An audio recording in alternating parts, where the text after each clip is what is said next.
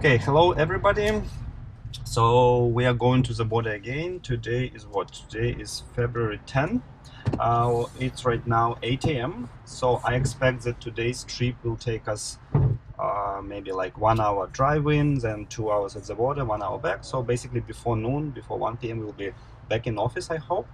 And today we have a very interesting case.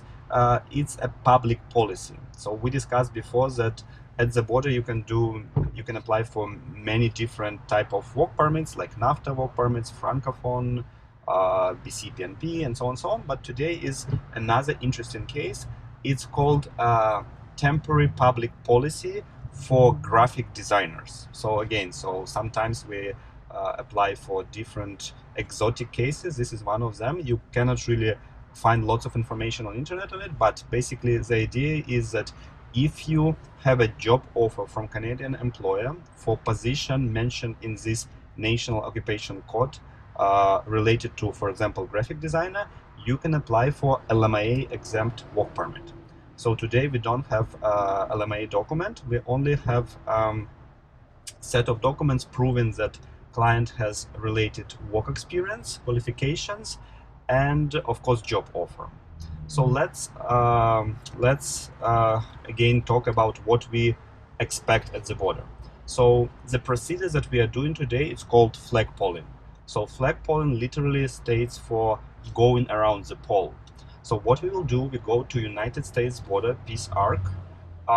We leave Canada. When we leave Canada, nobody will check our passport. So we still don't have port of exit in Canada, right? So when we go to American side, we don't really go to United States. We just go to the border office and tell them that we are doing flagpoling and returning back to Canada. They will process some paperwork, give us a paper that we are doing flagpoling, and with this paper we return back to Canada. It's like 500 meters between Canadian border and American border. So when we back on in Canadian side, so we provide all the paperwork that we have with us to the officer. And people at this office, they are not really immigration officers. They're CBSA officers, and CBSA is basically customs. It's those officers who do car search, they check you for any prohibited items and so on and so on, but they have a power to make immigration decisions, right? So we will, so one of these CBSA officer will make decision, and based on the documents we provide to him or her. So today, the list of documents will include, of course, passport, status document. So today my client has a valid work permit.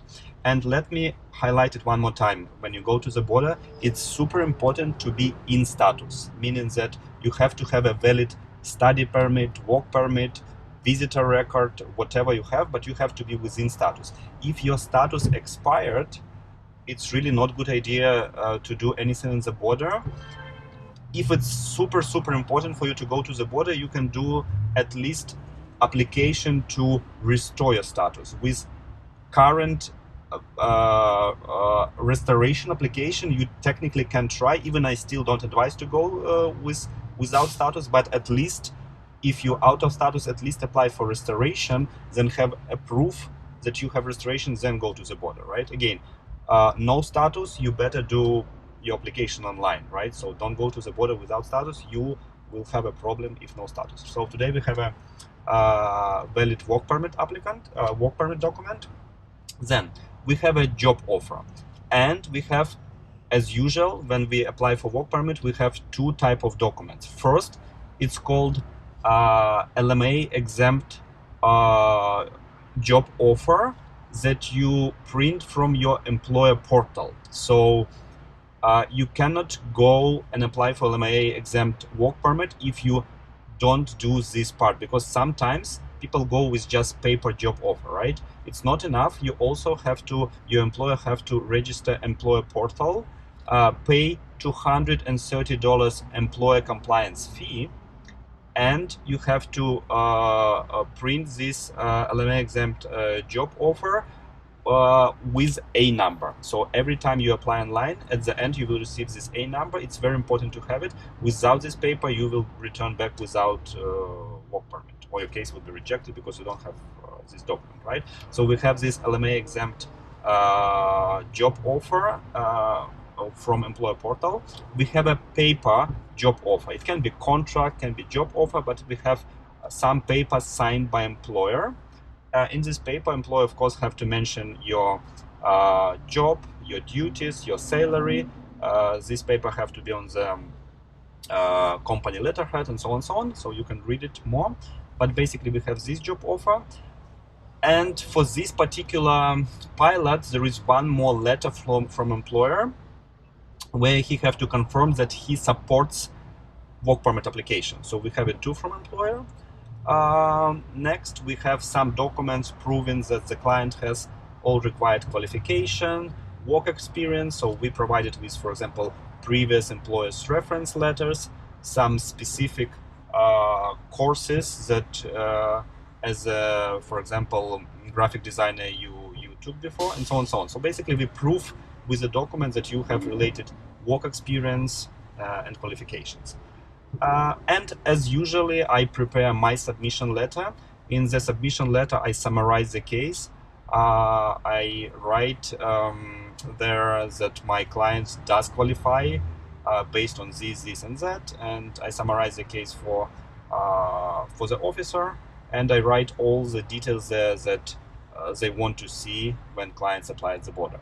So I hope today everything will go smooth. So the case is straightforward for me.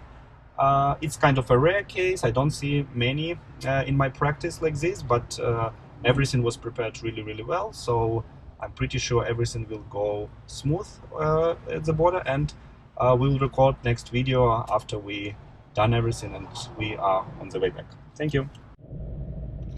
Okay, so as usually we approaching the border. So this is parking space, always looking for parking here. Let's see if we have something here. Let me see. No, all busy. Okay, we'll park. Okay, all parking spots are busy right now. We will not take officer spots. We go to the additional parking over there. So customs is there. So see you later. So we are going right now from Canadian side to American side. It's 500 meters. So today the weather is not very shiny. It's good, but there is no traffic at all. It's very calm here. So you can see. So this is Peace Arc. So no traffic, no cars. I saw only 2 cars. So empty. So now it's a good timing for Flagpoling because normally it's very busy.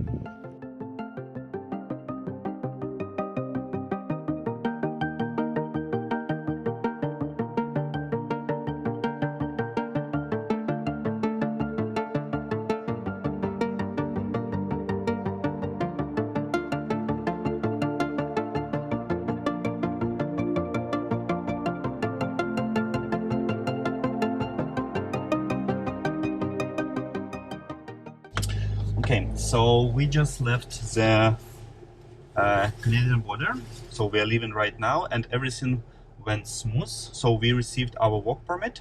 So let's follow up a little bit on the case and what we have experienced today at the border.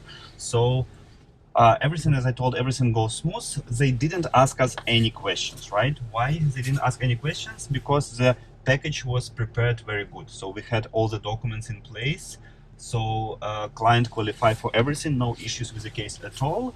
And to be honest, we just came to the officer, we provided them the package with the documents, and just go sit and waited for the decision. We waited maybe for 1.5 hours. Right now is what time is this right now? Right now is almost 11. So yeah, so we spent maybe 20 minutes at American side. We spent 1.5 hours at Canadian side. Everything was approved. The only issue we saw that the work permit was issued for 1 year instead of 3 years. And why? Because the employer provided a paper job offer contract for 1 year, and the online employer portal job offer was issued for 3 years. So the officer kind of was very kind. She told, sorry, but I cannot give you a work permit for 3 years because the paperwork you had was for 1 year. So we kind of accepted, and if we will need to extend a later work permit for longer period, like up to 3 years, we can come again to the border at any time, or we can do it online. But right now we receive our work permit for 1 year, which is good. So yeah, no questions at all. Client is happy. We completed another case at the border, and today was very straightforward case. Even the case was exotic. Let's say we don't have many cases like this, but the case was straightforward. We provided all the documents, no questions at all good. So next time maybe we will go to the border with another case more complicated, and we'll post it. Thank you. Okay, so we're in office now. We just arrived from the border. All went good, as I told. So we received our work permit. We received it for 1 year.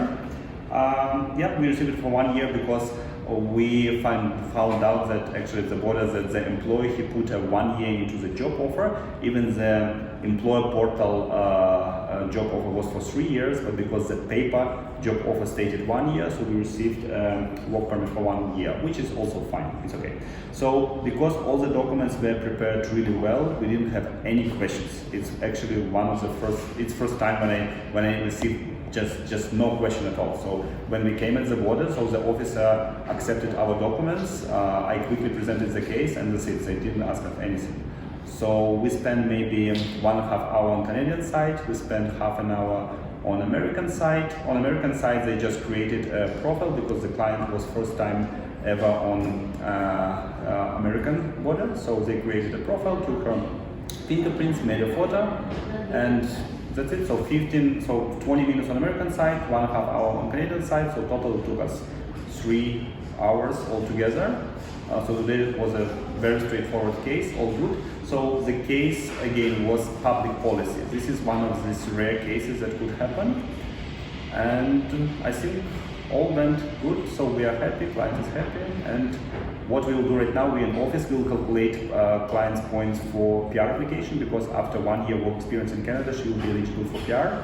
So we usually do these work permits in order to end up with getting permanent residence in Canada. So we will do it right now for the client, and that's it. Thank you. Thank you. Victoria, do you want to add something? Yeah, I really recommend him to do anything. Always with him. He's great. Yes, thank you very much. And congratulations on receiving your work permit.